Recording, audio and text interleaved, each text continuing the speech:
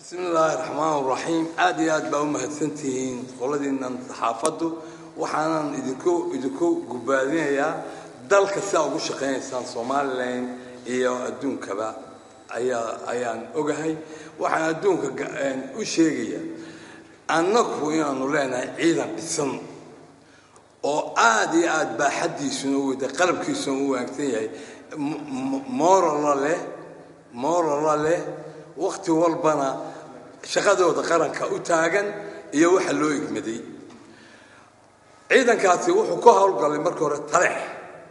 oo la isku urursaday ciidan nabadiide ay tageen ayaa loogu talagalay ciidankii markii ay galeen meeshii way ka baxeen iyagoo ciidankii halka markuu degay dadkii magaalada joogay ee Soomaaliland ka ahaa way casumeen markay casumeen ba waxay ogaadeen in ciidan kale oo nabadiidi in ay iyaguna meel isku urursanayaan halkaas ay ka hawl galeen marka ugu horeysa saxleer bay tageen ciidankii ugu horeeyay oo Malaysia oo ciidankii rasmiga ahayn ayaa waxa laga qabtay gaadiid saddex baabuur laba nin waa laga dilay marka laga reeyay ayaa ciidanku kale soo gaaray Soomaaliland ee awood leh ee libaxyada oo libaxyo aad u khatar marka wala gariirkii haysan kari waayay halka waxay ka soo qaateen saddex baabuur iyo labadoodii baabuur ee laga qaaday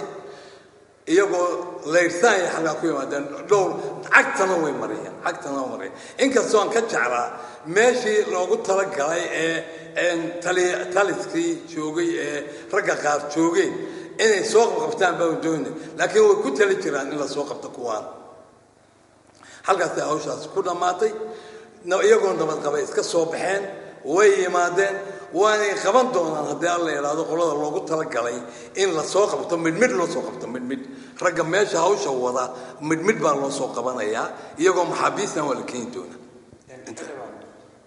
wasiirka shaqadiga Xaj Cali Cadan oo shir warbaahinta la hadlay wuxuu sheegay in xildhibaano ka tirsan baarlamaanka Soomaaliya ay wadaan arrinkan taleex ka jira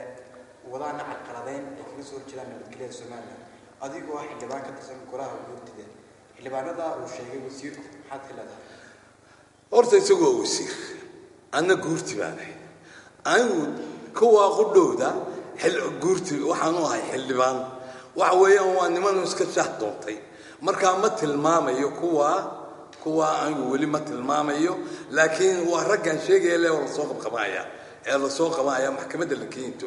marka isagoo wasiiro isagoo siyaasi aan sinin guurteebaanay aan